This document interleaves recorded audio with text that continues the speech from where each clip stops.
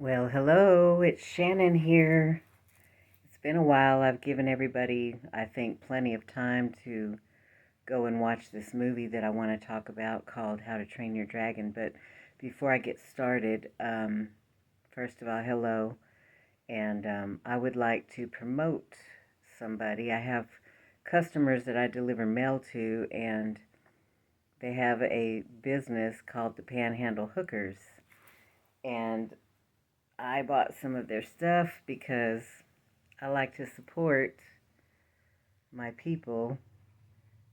This dragon represents the main character, Toothless, in the movie that I'm going to be discussing, with the impaired tail that Hiccup damages when he shoots him down.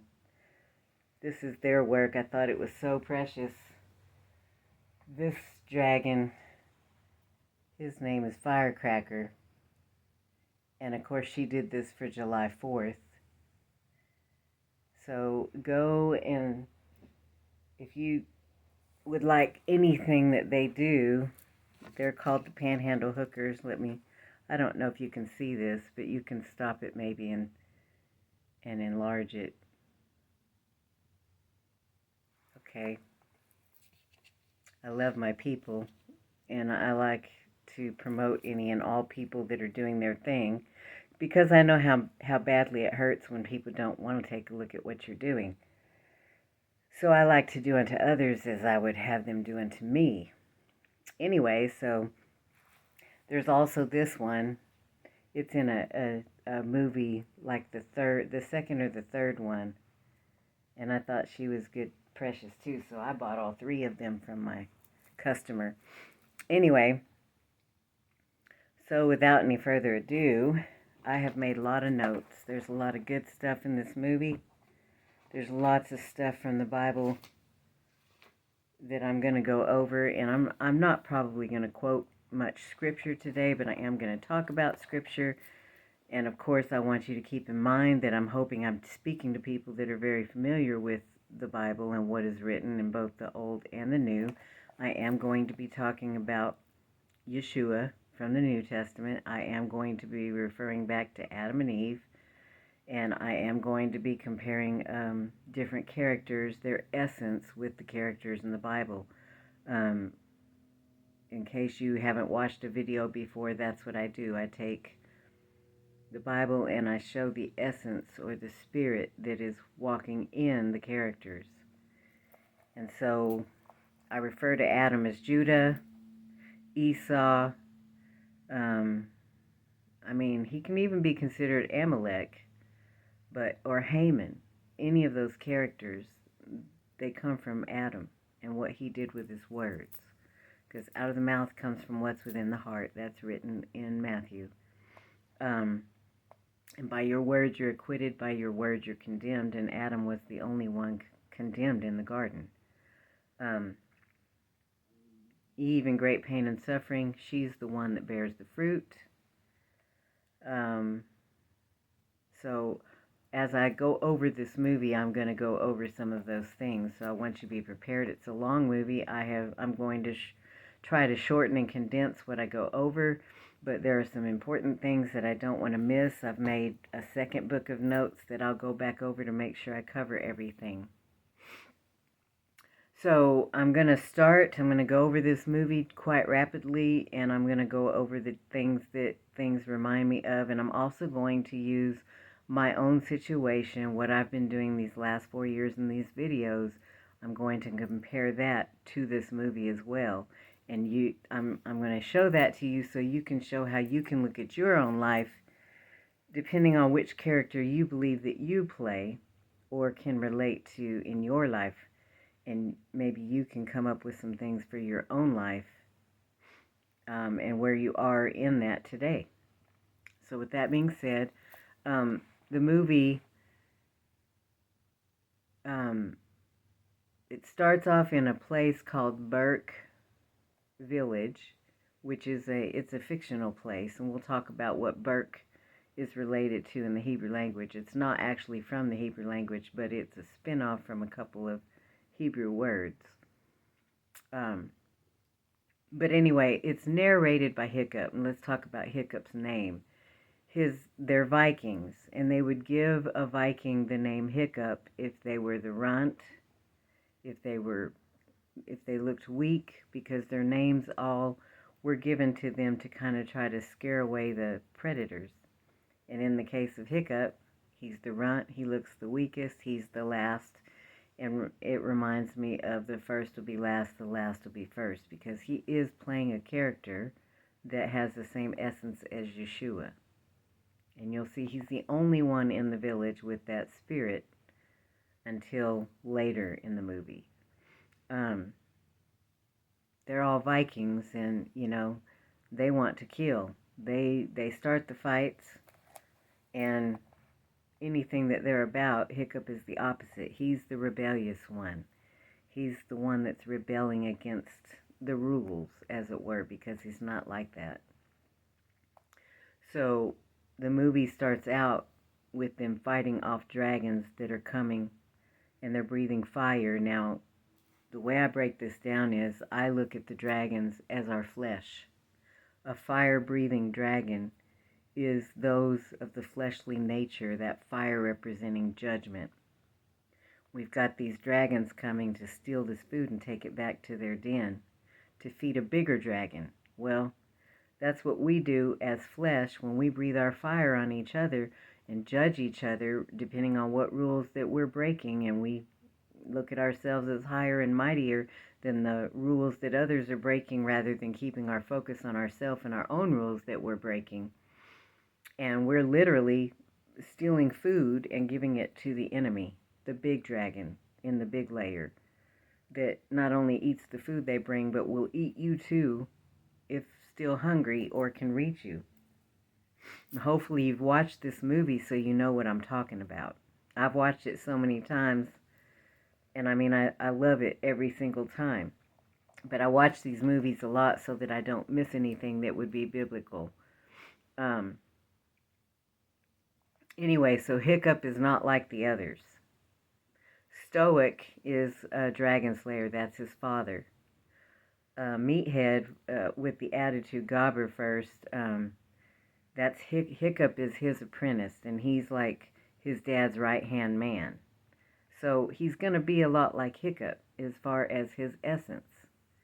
And anyway, so it starts off, there's Fire Brigade led by Astrid. Astrid is the girl that Hiccup really loves. He looks up to her. She's an atom, and she basically, her essence starts off like an atom. She's more like Hiccup's dad. More like the child that Hiccup's dad would want in a son. And he looks up to her. She's determined to be a dragon slayer. Hiccup sharpens the swords, more so spiritually. If you sharpen the sword, you're sharpening the Word of God. And the only way to do that is to actually continue to try to live it.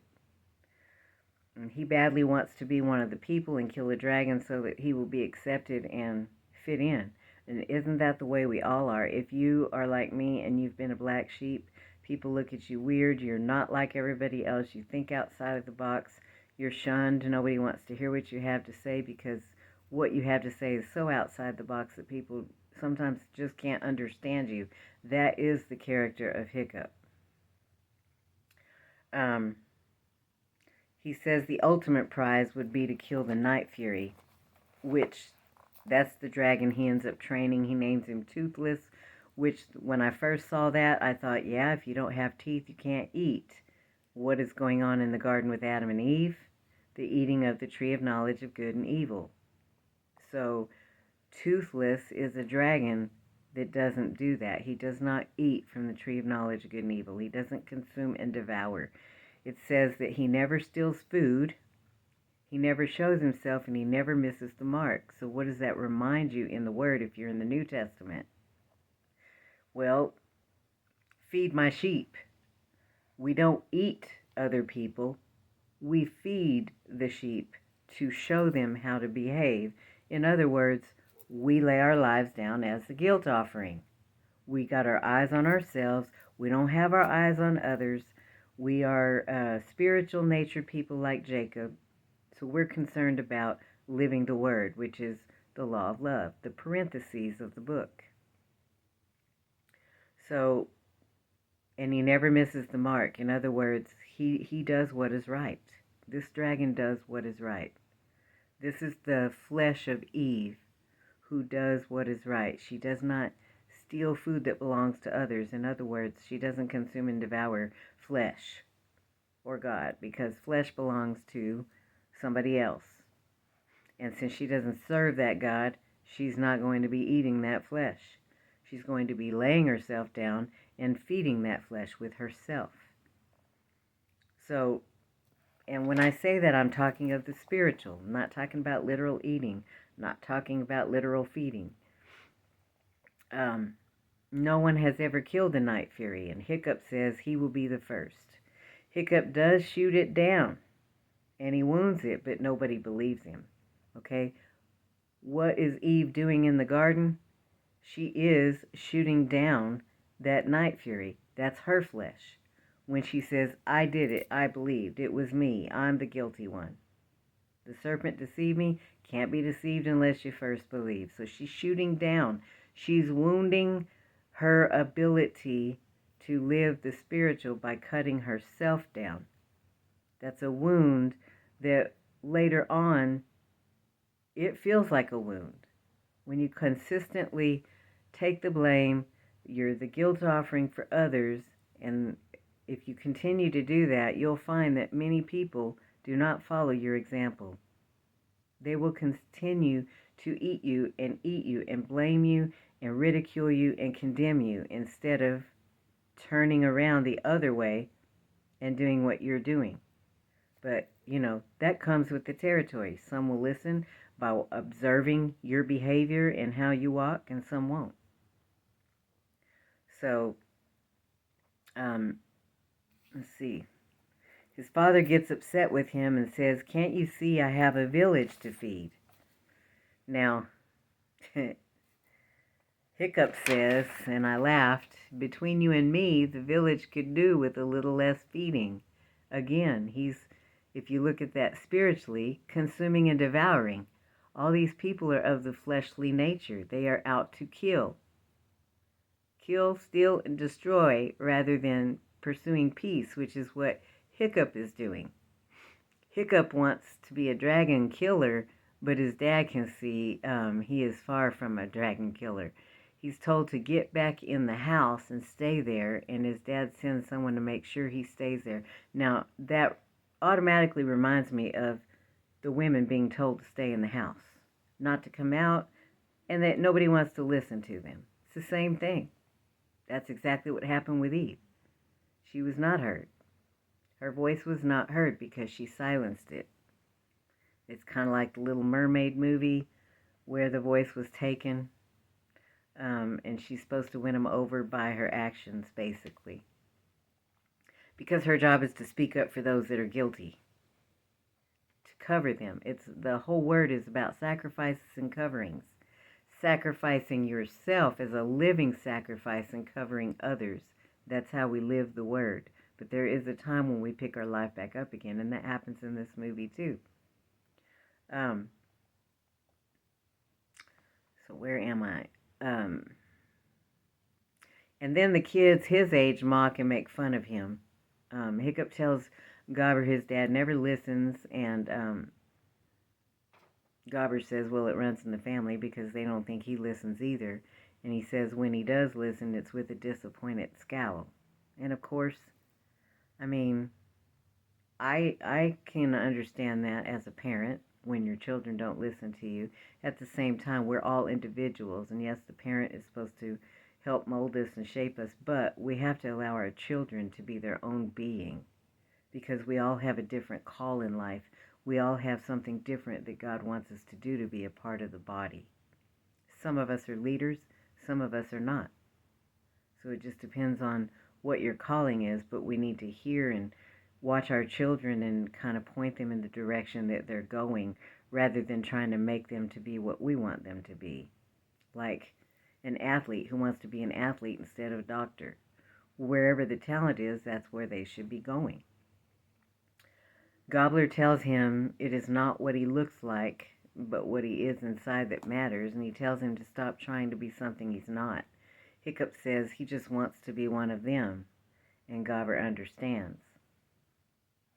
You know, Gobbler is like Hiccup in personality and essence. He's lost his arm and his leg, and anytime I see a wound to the hand or to the leg, that's when our walk is not completely right for the leg and when our actions are not completely right and we're injured. And it also reminds me of the scripture of don't be afraid of what they can do to your body, be afraid of what I can do to both your body and your soul. So those wounds that you see on different people who have lost their limbs in the movie, they're the ones that were laying down their lives and not afraid of what might happen to their flesh. They're the ones walking the way of love. And Stoic, he wants to find the dragon's nest to take it out. That's the dad. Hiccup basically gets chosen. Well, let me back up. In the movie, basically the dad tells him every time you come out, something disastrous happens. And they make fun of who he is, his essence. They basically, the dad crushes who Hiccup is on the inside. They're saying, you know, the teacher, Meathead or Gobber, I mean, he's called several different things, says, you need to stop all of this. And he's talking about his whole essence. He's like, wait a minute, you're cutting down everything that I am. And both he and the dad tell him a lot less of this. He's like, whoa, you don't know what you're missing here. All of this, you don't know what you're missing. And I kind of feel the same way about what I've done. And I know a lot of those who have been the black sheep of the family the same way. People have missed out on the true essence and calling of those people that they have ridiculed and condemned. And there's many of us who have been walking the way, who are trying to walk in our calling, and they've had many people come against it. It's the same thing. You don't know what you're missing. You really don't. You have no idea of the greatness that God has called so many people to do. Hiccup says they have a surplus of dragon-slaying Vikings, but they do not have enough bread-making Vikings. And when I heard that, it made me think of what Yeshua said, I'm the bread of life. And all of those who walk with that essence are the bread of life. They're feeding the sheep. They are allowing others to consume and devour them, the black sheep of the family. Those who no one wants to support. They don't want to look at what they have to offer. They don't want to see their books. They don't want to read them. What could you have to offer? You couldn't possibly be saying something that I need to know because I know so much more than you.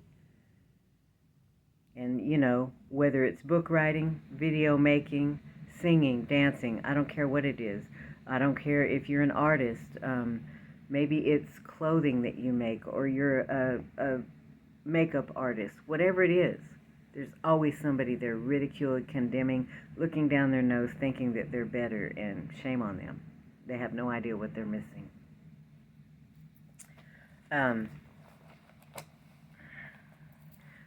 So Stoic said when he was a boy, he followed orders. I worked hard because I believed that what a Viking can do, crush mountains, level forests, tame seas, I knew what I was, what I had to become. Hiccup is not that boy. What chance does he have of following in my footsteps? He also told Meathead, he told him he's like his mother. In other words, you know, Stoic is like Adam, who wants to kill. And Hiccup's mother is like CHAVAH, who is the spiritual being that wants peace and tranquility. She's the inner, she's the Jacob. Stoic is Esau. So Hiccup goes to find the Night Fury. He finds him and cannot kill him. He's not a killer. He did injure him. He can't fly because his wing is injured. He cuts him free. The dragon screams at him in anger and then he runs off. Now, I just want to discuss this because I've had to deal with this in recent interactions with people. But, when you're trying to serve God and walk His way, walk in love, be the spiritual being, you're always going to have those people who really don't walk His way. And they're going to throw in your face when you lose it and your dragon comes to protect you and say ugly things because, I myself, I am a person that just might cuss you out. If I have had to deal with you over and over and over again and you're still trying to blame and persecute and ridicule and condemn and pass unrighteous judgment, I might just lose it for a minute. That is what our flesh is for. It's to protect that inner child, our soul that's here on earth to do a mission. And our flesh is here to protect that person inside. And we're the ones that have kept our mouth shut, and we've taken the abuse. We've taken the lip over and over and over again. And we are in the days where that is a done deal. And I don't mean maybe. I will not be tolerating anybody anymore having lip service outside, behind my back, to my face. I don't care. I am allowed to be a human too, and that is what God meant by I desired mercy, not sacrifice. Adam sacrificed CHAVAH in blaming her and God. And that is what others do when they point the finger and say, well, you're not supposed to say this or that because you say you're serving God. I'm a human being. And I desire mercy, not sacrifice. And just because I'm trying to walk with God doesn't mean that I shouldn't be covered as well, because I do have a flesh and fleshly nature. It is trained. My dragon is trained well. But it will definitely step in to protect my soul that is within. So do not overstep the boundaries. And don't expect me to be any better of a human than you are. If I have to deal with you in that way, that means your dragon is out of control, and my dragon is going to stomp you in the you-know-what. That's just the way it is. Don't expect anything less from any of God's people. It just is what it is. It's unrealistic expectations. And that's exactly what happens in the movie when... We'll get there in a minute. I'm not going to go there just yet because I'm trying to follow the script. I've written down what I want to talk about. So, anyway, he's a mama's boy. This is back to who's a mama's boy, who's a daddy's boy. Only when we say daddy, we're not talking about the spiritual daddy. We're talking about the egotistical daddy that wants to be violent and, control things. Be the hero. Kill, steal, and destroy. So, after he goes and he finds the dragon, can't kill him, Hiccup tells his dad he doesn't want to kill dragons, but, in the background, Gobber is talking to the dad and suggests that he go to dragon school. So, when he comes in, he tells his dad he doesn't want to kill dragons. His dad tells him, well, you're going to get your wish. We're putting you in the dragon slaying training. And Hiccup agrees to do it, but doesn't really want to. But he does agree to do it because who could argue with his dad? And you'll see if you watch the movie. His dad pretty much has crushed who he is anyway.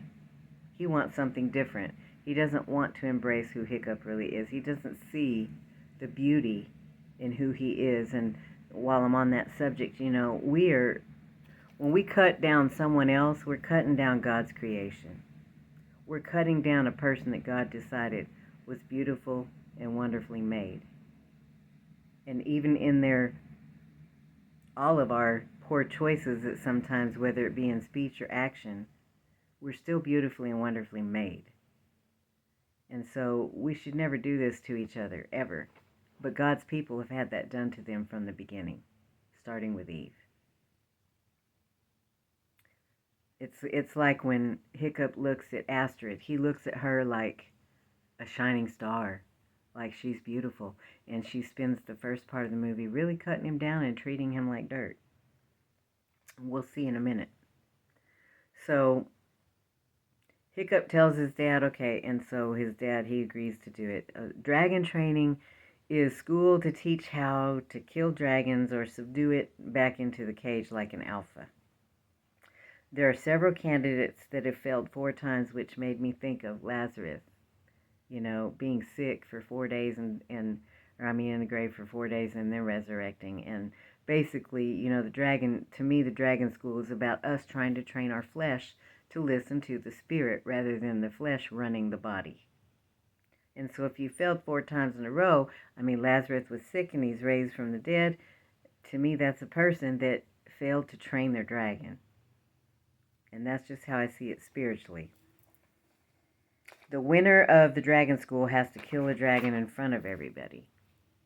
Now, they say that the shield is the most important thing, that noise confuses the dragons. Hiccup is almost killed, but Gobber, the teacher, steps in. He says the dragon always goes for the kill, and then Hiccup later says out loud, why didn't Toothless go for the kill? And again, it's because that dragon, that flesh is a different flesh. It's like the 2 fig trees compared in the Bible, and you'll have to go look it up. I can't remember exactly the scripture, but it's in my book. One is considered very good, and one is considered very bad. Well, those fig trees are talking about two different kinds of flesh. The flesh that doesn't produce fruit, that's Adam.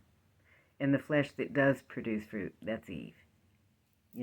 So I'm hoping that I've made this clear after 4 years of videos where I show it over and over in many different ways, by now it should be clear.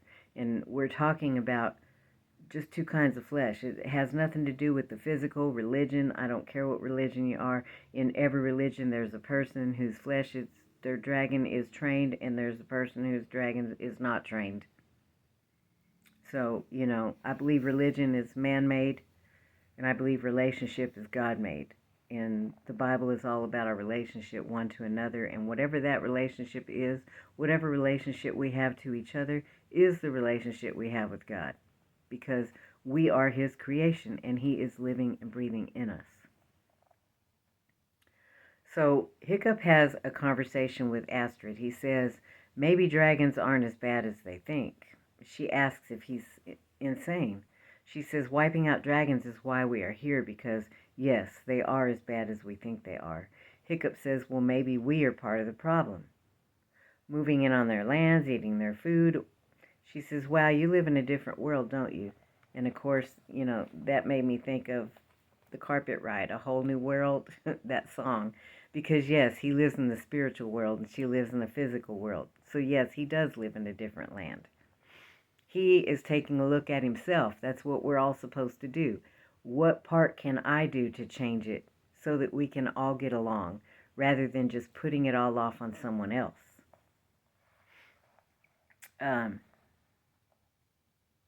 She says, you take it all for granted, never having to work for anything, not having a struggle to get a foot up, which she doesn't understand he has struggled. He has never fit in. He's had everybody ridiculing and condemning him, his family, everybody. So that's not a true statement, and God's people have struggled tremendously. She says, guess what? I come from nothing. No chief or a dad. No handouts. No excuses. I'm willing to do what it takes to get the job done for the good of everyone. And you know what else? He says, I'm afraid to ask. I have my eye set on that big house of yours. Does that sound like somebody wanting to steal something that belongs to someone else? That's an Esau. That's an Adam. Because he served the God of earth, he stole the kingdom temporarily from who it belonged to, and that would be the spiritual nature, those like Eve. Now, she allowed it because she was told, the older serves the younger. The spiritual nature is the older. The physical nature is the younger. She says, I'm going to be chief one day, and Hiccup says he doesn't doubt it. He thinks his dad would be thrilled. Besides, you're the kid he always hoped for. And instead he got all of this, which, by the way, all of this is awesome. His and mine. And yours. Don't forget that. Dad sets out to attack the dragons. She tells him after he graciously says, well, I don't doubt it and everything, she does finally tell him just to stay out of her way. She does have compassion, but she's been trained a certain way mentality-wise, and so she doesn't see the importance of what he's saying yet. Meanwhile, Hiccup is in dragon school, and he asks about the Night Fury while in school, stands in the dragon's blind spot. Okay, now, they're told to stand in the dragon's blind spot. Now, the blind spot is the spiritual nature, that they're blind to the spiritual. We who are spiritual have been blinded to the physical, but it's not that we don't understand the physical. We've been asked to be blind to that which is being done physically that should not be done. Like any rules, like right now people are on the homosexuality, same-sex marriage, abortion. And we're supposed to be blind to that and not find fault with these people, because that's what we're asked to do. If we want to be covered for our mistakes, then we cover others' mistakes. It doesn't have to be the same mistake. You broke one law, you've broken them all, says the word. So all of us are guilty. So why would we find someone guilty if we want to be found innocent? It's just that simple. That is the Jacob part of being a human. We have lessons to learn and mistakes to make. Rules that will be broken, and some of them are broken to keep the highest, which is the parentheses. You do that first and then everything else. If you do everything else first and break the parentheses, you're automatically wrong. And that's, if you have love, if you've kept the first commandment, you've kept it all. If you've broken it, you've broken it all. It's that simple, because the first commandment is the parentheses. There is an order to things. That is where humankind has been wrong. It looks like it's right, but it's not.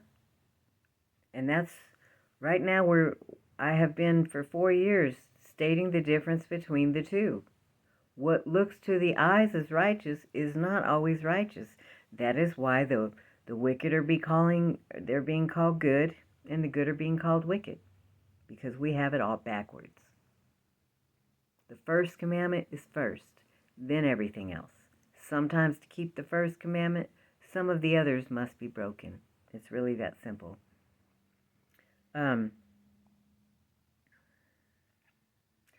Basically, Astrid asks, is anybody taking dragon training seriously? Because she seriously is serious about it, you know. Hiccup begins to interact with the Night Fury, that no one believes he is shot down.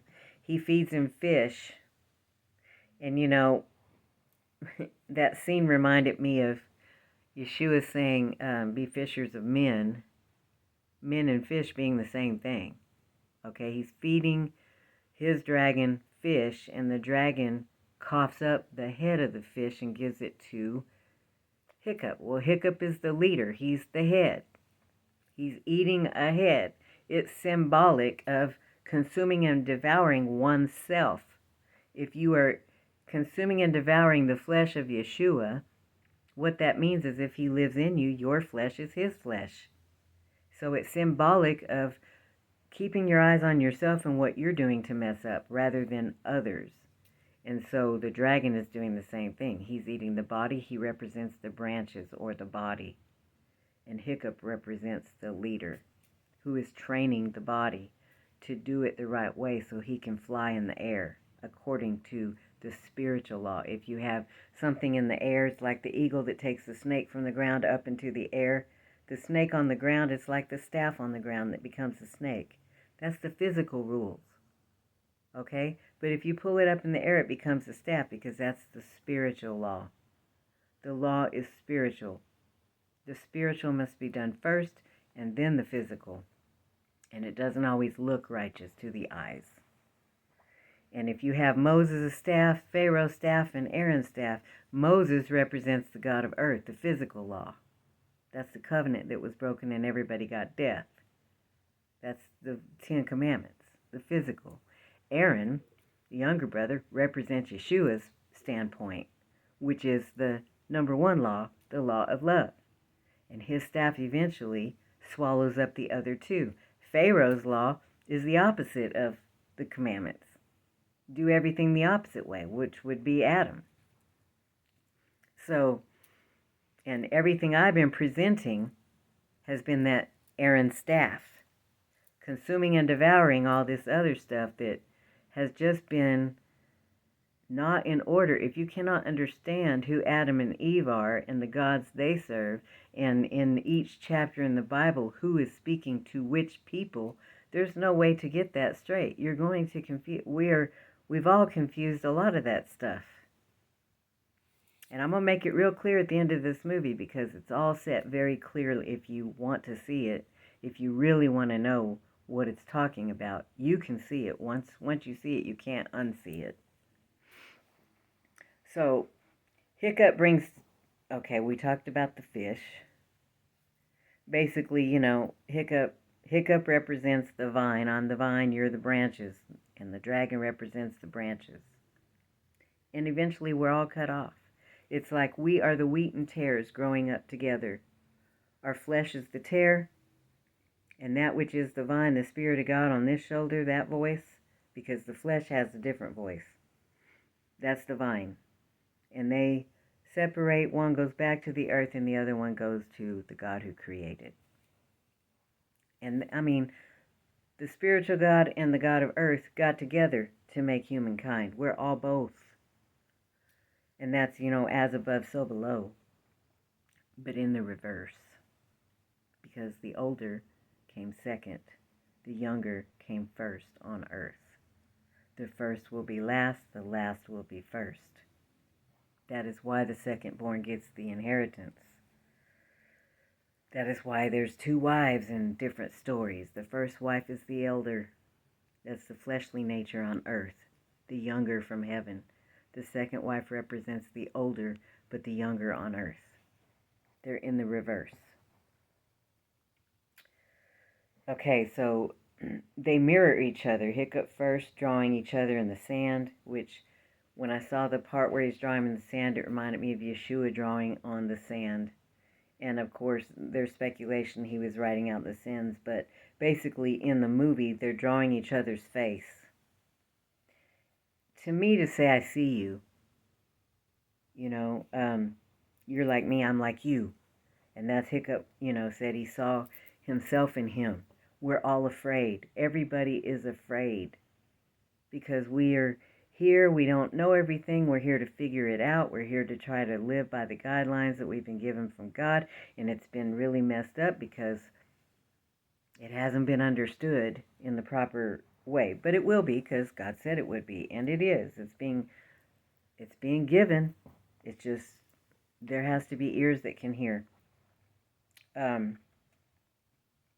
Hiccup spends time feeding and bonding with his dragon, and he finds out what he likes and he doesn't like in order to tame dragons. Now, to make this video as short as I can and still say everything I have to say, I just want to say, throughout the times that Hiccup goes to spend time with his dragon and find out what he likes and he doesn't like, he also takes what he learns and he uses that in dragon school to train and subdue those dragons. Well, that is what we are supposed to do. We are supposed to train our flesh. But we're also out in the world dealing with other people's flesh. And we know as flesh what we like and we don't like. And that is how we are to subdue and live in peace with the other flesh out in the world. And so, but there are dragons that cannot be subdued. You do have to fight, and we find that in this movie, the big dragon. There are dragons that must be fought. They will not stop fighting. They will not stop trying to kill you. It's just a gimme, because that is who they are and that's what they want to be, because they've chosen the God they are going to serve. But in this process that we're in earth, not everybody is like that. They may start off like that. But God knows the hearts of those people who will change, and they are the lost tribes. That doesn't mean that everybody that's lost will be found. That's by choice. So where am I? Okay, so Hiccup notices that he injured his tail and he can't fly. So he makes he makes a contraption so that he can fly. And then he has to teach him. He gets his saddle, he's got his pedal, and he's teaching him. That is symbolic of us as spiritual beings going through the process of Jacob, overcoming the fleshly nature so that we can lead the flesh rather than the flesh leading us. That's why there's a Jacob phase before the Israel phase. Once we've overcome the flesh, we become Israel. But we are all in a process. And some of us are further along than others, and some of us are just not. We're not in that process of becoming an Israel because we've chosen to be something totally different. Now, eventually, Hiccup and Toothless come together as one, in sync, after some near-death trials during their training.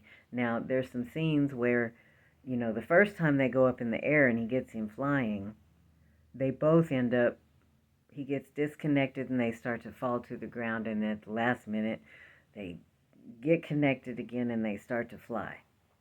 Well, that's symbolic of us when we make big mistakes and we fall and we're almost on the ground. But we get back with ourselves, and it can take some years sometimes. It's a process. Some of us didn't have to go through that process. Some of us are almost perfect. Good for you. It's not me. I can tell you that right now. It is not me. I have been through the phase of Jacob, and it's not fun. Learning what to do and not to do. It's not fun. When we start off innocent as children, if you stay that way, you get hurt a lot more because you are those that are not going to allow somebody to make you cold and heartless. Therefore, you let people in a lot more times than somebody that is not so naive and willing to forgive and forget. And so you learn what a snake really looks like. Dragon, snake, it's the same. We're in the year of the snake right now, so that makes this movie even more pertinent for this year. So we're trying to figure out how to fly in the sky and live most of our life in the air, in the spiritual. We still have to come back down to earth. We still have to descend and bring all of what we've learned spiritually to the earth and live a earthly life in the physical vessel, but live it like a spiritual being. And it is possible to do that. But again, we're dealing with flesh sometimes that doesn't want to live spiritually. They don't want to cover you. They want to sacrifice you. They want to blame you. They want to find fault in you, every reason why you don't need help or shouldn't get help or shouldn't have this or shouldn't have that, when you've lived as righteous as you can in the body that you're in. You have focused on the spiritual. It doesn't make you any less human than anyone else. So when it's your turn for grace, you should have it, especially if you've been giving it. At the end of the Dragon Slayer School, Hiccup is crowned the top dragon, and I don't want to spoil the beautiful parts of like the Dragon School and all of that. It's entertainment. They really came up with some good things, like the water on the fire. There's that water that quenches thirst and the water that will never quench thirst. That's what I saw when you throw water on the fire, that judgment. It's symbolic of how we handle people judging us, how we handle the dragons that we're out amongst with every single day, trying to deal with so many different personalities and spirits, and some are mature and some are just starting, and we have to be patient, loving, and kind with those, because we've all been through those stages. There are old souls and young souls. I do believe in reincarnation. I think some of us have been here many, many times, and some of us are just starting. But, only God knows, and we just have to be patient with each other. But I can tell you that for those dragons that want to keep coming and coming and coming and being ugly and self-righteous and condemning and no mercy, no compassion, the days of that is over. There will not be any more overpowering the people that truly are God's people. God's people are rising, and we will shine, and we will take over, period. It's the end of the story. Astrid is very angry that Hiccup wins. And she follows Hiccup, and she finds him with Toothless. She's mad. They end up having to take her up in the air, and he shows her what it's like to fly, basically showing her the spiritual realm. And it's not until she apologizes that Toothless lets Hiccup be the driver. Toothless takes her on a bumpy ride in the spiritual realm. But if you apologize, that means you're confessing your sin one to another. And every time when she apologized, she was immediately forgiven by Toothless, the dragon, the flesh. That's the difference, again, between the flesh of those who are like Yeshua, Jesus, and those who are like Adam, the dad in the movie, stoic, not so forgiving, even with an apology. They want to hold it against you forever. There's a difference between forgiving and then allowing someone to continue their nonsense, to continue to say things that hurt you, belittle you, hurt your inner child. When you decide that you don't want to spend time with those people anymore, that is righteous judgment. You're not condemning them. You're just not going to allow them to hurt you, to continue to talk about other people. It's not okay.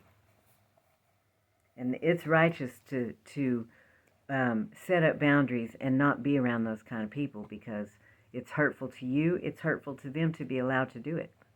It's not teaching them. She finally, after she apologizes, the ride becomes breathtaking. That's the spiritual ride. Once we've confessed our sins, life in the spiritual is much more peaceful, especially when we get those people out of our lives that are not causing peace. They're causing chaos and destruction and bringing it to your door or wherever. Or even if you go to their house and they're just ugly and make you feel uneasy and like you're walking on eggshells, you can't be yourself. It's just, I've been through all of that, and I'm sure many of you have too, and it's just not a pleasant thing. I don't have any more time in my life for that. I'm 57, and my flesh is not getting any younger. Now, my spirit will stay a kid forever. So that's my inner child, but I'm trying to baby my inner child now because it's been stepped on and crushed since I was little, and many of you. And that's just the way it is. God's people are always stepped on. But God's people always rise as well. It's the phoenix rising from the ashes. Once we've been stepped on once too many, that is actually where we transmute that nasty energy and we get our strength back, and we come back bigger and stronger and able to defeat. And that's where we are in the world today. There are many people standing up and saying no more. It's the day that Hiccup is supposed to kill a dragon, and he tells Astrid to stay out of it if anything goes wrong. He said he'll figure it out. She tells him he has something that no one else has, and that she would stand by him no matter what. At least she's strong enough and wise enough to see that inner strength that Hiccup has. She has the outer strength. She's playing the part of Adam. But she's going from an Adam to an CHAVAH just by being with him and seeing him and accepting him and seeing what he has that she doesn't have. He comes out with a small weapon, and a ferocious dragon dripping with fire comes out.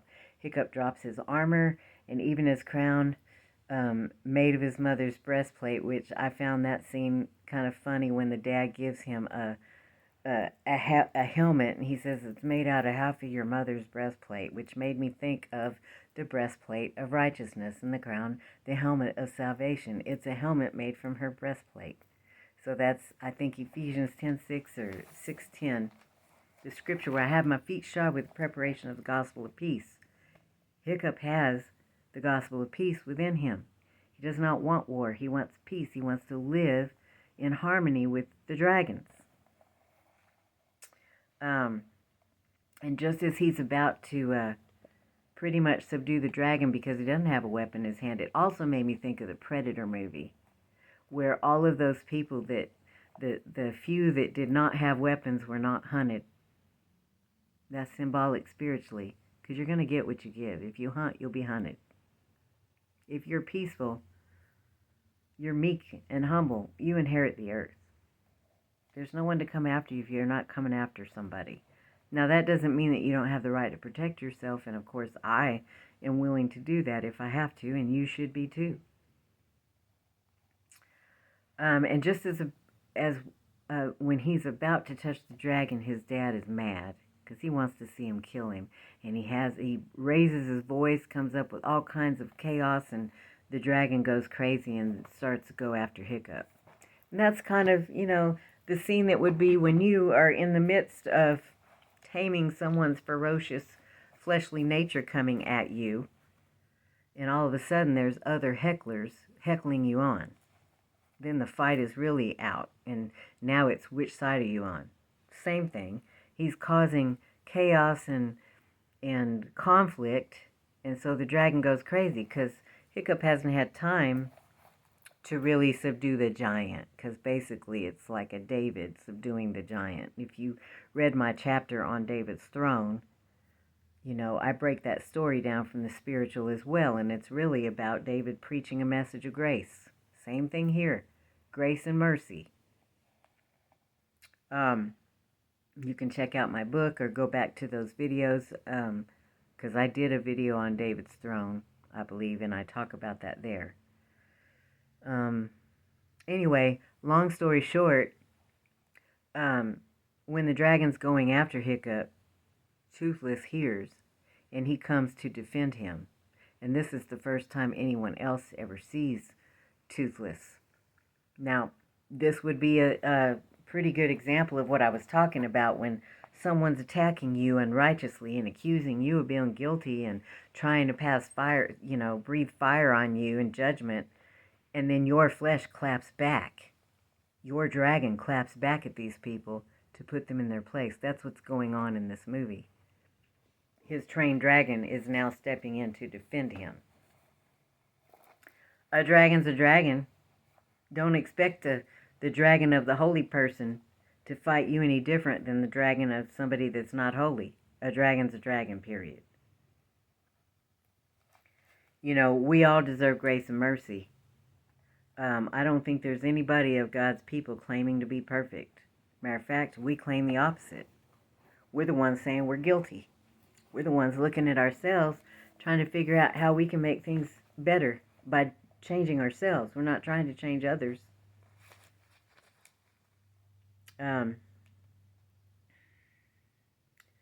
Then the dragon is subdued and chained up, which is basically what has happened with, look at society today. You attack someone that's gay or in same-sex marriage, and they stand up for themselves, and people want to strap them down and subdue them and shut them up and make them less of a person than others. It's not okay. Everybody has the right to choice. God gave it. God is pro-choice. Now, am I pro-choice? For other people, I choose life, but I think everybody should have a choice. Because I think the word says everything works out for the good of those who love God. Everything, the good, the bad, the ugly, all of it does. So I think that we need to have a little more compassion for the Jacob stage of other people. God gave us compassion. We need to give it to others, especially if we want that compassion and that mercy and grace to continue throughout our life. Because until we're dead, we're still learning. Doesn't matter how old we get. So he takes and ties Toothless up. He finds out, I'm just going to try to go verbatim of my memory here. I have written some things down. But after he takes the dragon and they head out, because he finds out from Hiccup that Hiccup has seen the lair, and he finds out where it is, and he takes his dragon. And let me just stop there for a minute. At this point, Dad tells Hiccup, "You are not my son." It is the same thing in Hebrews as "You are not my people." Lo ami. Because what? Hiccup is not like him. He is not a killer. And then later in the movie, when everything is done and Dad gets with the program, after the kids come to save the day with the big dragon, the one that's causing all the problems, who wants the food, who is connected to the flesh, the dragons that are doing what they're doing, breathing their fire, the judgment, then he tells him, I'm proud to call you my son. You are my son. You are my people. You are sons of the living God. But guess what? Son never changed. Dad is the one that changed. Dad is the one that chose to lay his life down when the big dragon is... And I don't want to talk about the whole scene because I want you to go see it if you haven't seen it. But the kids basically get together, and Hiccup's idea was to train the dragons that they had so they could go and rescue and fight alongside the dad because, hey, they're forced to fight. They have to fight this dragon. It's not going away. It's the one that's causing all the problems. That's the demon within us, wanting us to consume and devour each other. The eating, the work that will stop. The man that doesn't eat doesn't work, or the man that doesn't work doesn't eat. That's the work that will stop on the seventh day. It's not physical labor. It's spiritual labor. Consuming and devouring your neighbor and maker. That's what Adam did. Not loving. Not keeping the spiritual law, the first commandment. Because if we're living on earth, we're going to have to work. Nothing is just going to be done for us. We're living in two worlds at the same time. So we need to be able to live in the physical world by the spiritual rules. And if we do that, that's righteous. It is the Garden of Eden. No one's kicked out. Everybody has both. If we're living in peace with one another, allowing each other to mess up, make their mistakes, and learn their lessons so that we can become better people by the end of our life.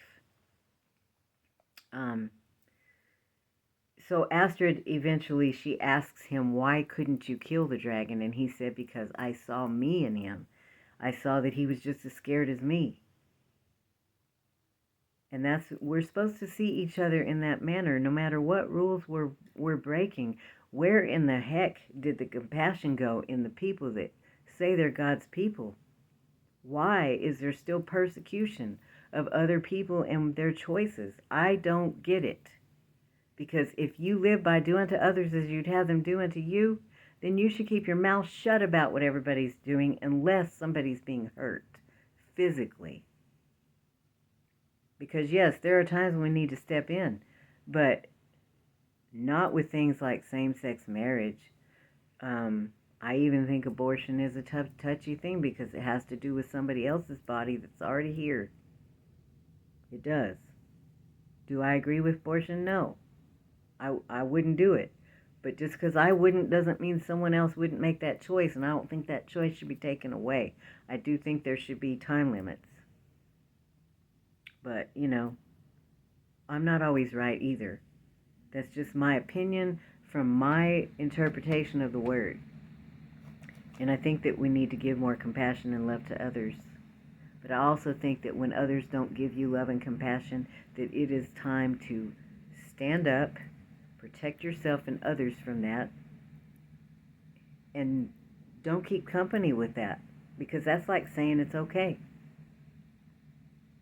That's like, idolizing. I did it once. I idolized somebody that was not treating me well. And it's not healthy for either person. It's not healthy to be allowed, and it's not healthy to put up with it for too long.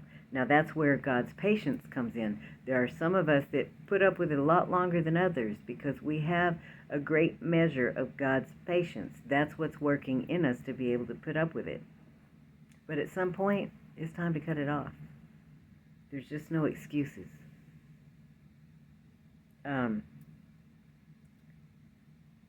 So Astrid asked him, what are you going to do? He says, well, I don't know, probably something stupid. She said, well, you've already done that. He says, well, probably something crazy. And then what he does is he takes the kids and he takes a dragon for each of them to ride, and they go and they pretty much have a battle with the dragon. And I want to talk about that battle for just a minute before I end this video because it's getting pretty long. when they go to subdue that big dragon, of course, Dad is no match for the dragon. He's too big. There's a point there where Hiccup and Toothless, they're taking the dragon up in the air. The big dragon with the big belly, of course, you know, remember the serpent went to his belly, is symbolic of the appetites of the flesh. Okay? And if your belly is big, you're going to be heavier, you're not going to be able to fly. But why does this dragon have wings? Well, it's symbolic of the unrighteous being seen as righteous. They are pretty much the ones who don't really have a whole lot of flaws physically, because they're following the physical law. But if you follow the physical law to the T, that means you're breaking the spiritual law somewhere. Because in order to keep the spiritual law, sometimes you have to break the physical. Like Eve did in the garden. She kept the spiritual, but she broke the physical. Adam kept the physical, but broke the spiritual. And I've gone over that before. You have to go back to another video. So, those in the movie that have limbs missing, they're the ones that were keeping the spiritual law. But like Stoic, he has all of his limbs. He was keeping the physical. He was sticking to the physical. Adam is of the earth, physical, of the dust. Remember, you go in, you preach the word, and if they don't accept it, you shake the dust off your feet.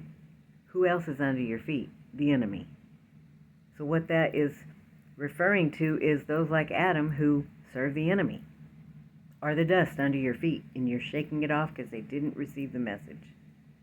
So in this last battle, Hiccup and Toothless take the dragon all the way up in the air, and Toothless is blowing holes in his wings. That's basically what I've been doing. I've been blowing holes after taking everybody up into the spiritual way to see these things, and I've been blowing holes in those who think they're righteous and have those wings that are flying in the air, kind of like the flying monkeys in the movie Wicked. Same thing. I've been presenting the same thing over and over and over again. What is wicked? What is good? Well, it's not what we have been conditioned to see as wicked and good. It just isn't. And so he doesn't have wings to fly. And what happens is he goes back down and he crashes into the earth and he blows up in his own flames. That's judgment on the earth as an atom, consuming and devouring others. That's the judgment we are in right now today. And basically, there's a part in the movie, I don't want to skip that, where Toothless is knocked over into the water and he's chained up and he can't get loose. He's going to drown if he's not gotten loose. Well, there's a question. Did the Son save us or did the Father? In this movie, Hiccup does try to save him and he can't. So the Father saves him first, and then he comes back and saves the dragon. And I said it's a picture of Yeshua and those who have the flesh like Yeshua, the dragon. Now remember, no one goes to the Father except through the Son. The Father saves the flesh too. That flesh had the favor of the Son. And so it's the Father that saves. And it's at that point that the Father changes and goes, it's a levirate marriage. He goes from looking like Adam and the God of Adam to becoming like the God of his Son, who is like his mother, Eve. There's a change from the old man Adam to the new man Eve. And he's, lo ami to you are my people, sons of the living God, that the woman is serving. So it's the levirate marriage, because you got two brothers spiritually on the earth. You've got the brother that the essence is living in Jesus, the one who walks in love, and then you got the essence living in the serpent, the one who hates. He's the killer. You got him going to the one who loves, and then taking those who he rejected in the beginning. You're not my son, to I'm proud to call you my son. That is what is being shown in this movie, if you choose to see it that way. I'm just showing you what I see as a seer. I'm looking at the spiritual, and I'm looking at what all these things represent. And it's not just in this movie, it's many. It's not all movies. I can't see it in everything. I have to first watch a movie, and sometimes I'll get hints and pieces and can go back and piece everything together. Sometimes it's a little bit and then nothing. So it just depends on what the movie is about. But in this movie, basically, at the end, the dragon catches Hiccup in the air. They're both falling to the earth. They pound to the earth, and it is the dragon that saves the son. What is that about? Well, on earth, our flesh basically is taking the hit. It's the scapegoat. It dies, but flesh can't do anything without the spirit in it. The serpent did not get death, and Eve did not get death, but they represent the two spirits living in the flesh, and the question is, which one is our Adam going to choose to be like? Our flesh. Eve's flesh chose the right. Adam's flesh chose the left. And that's the two kinds of people that we have here on earth. And so I ask you today, which one have you chosen to serve? Which one are you going to choose after today? And can you see the message? And can you see how it works in your life? This is my holiday message to anybody in any religion, because we are at that end times where the word is going to be poured out and everybody's going to understand it. No one's going to have to try to teach each other who God is. It's prophesied. So with that being said, this video is about, it's pretty long, but I think it was all, necessary. And at the end of the movie, basically the dad says, it turns out all we needed was a little bit of this, and he is referring to Hiccup's essence, Yeshua's essence, Eve's essence, Jacob's essence that becomes Israel. And he basically kneels, which that name Burke, it is a spin-off. Let me get my notes real quick. Their land. Where is it? Y'all, I overdo my studying on these videos, and I stew about them because I don't want to miss anything. Then I end up making so many notes that I can't find what I'm looking for. But anyway, Burke is a spin-off of Barak. Two kinds of Barak, and I think it's Barak or Baruch, which means blessing or to kneel. And I bring that up because Dad ends up kneeling. He ends up yielding to the son's way of doing things. And then they have all these dragons in the land that the people are flying on. It's symbolic that everybody basically trained their flesh how to live with one another. And so with that being said, I will end it here. I hope that you guys have a great holiday. I ask that you would like and share. I haven't gotten in 4 years any kind of... I've gotten some commentary. My biggest was from my groups. But I haven't gotten much feedback. It's kind of disappointing because, God is so awesome. And to see these things in these movies just floors me. I mean, because I didn't think that this was going to be what I was doing even 5, 6 years ago. My book has been out almost 6 years. It took me 5 years to write, and I was stewing about it for 3 before I even decided to write it. So I've been doing this for a whole lot longer than it seems, with silence. No words. Lots of shunning. Lots of scorning. Lots of unnecessary, unrighteous judgment. But I'm going to keep doing it because it's important. God called me to do it, and I have to do what God has called me to do, regardless of how I feel about it. But it has been a very lonely, ugly journey. On top of the awesomeness of it. I mean, we're living in a body that's human. So, of course, there's going to be some hurtful things because it comes with being a human.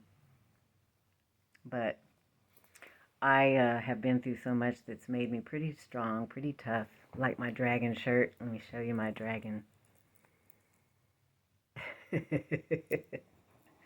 And on that one, how there are some Jews that talk about the good dragon, the bad dragon. That's exactly what this is about. It's the good flesh and the bad flesh. There's one of each. It's described differently from different perspectives. If you're looking at God's people from the perspective of the real dragon, then we are seen as a dragon, and then vice versa. So I hope everybody has a blessed evening. I hope you've enjoyed this video. Please give me comments. Let me know what you think. If you see what I see, if you don't, just try not to insult me because, you know, I don't know what my dragon might do. Bye.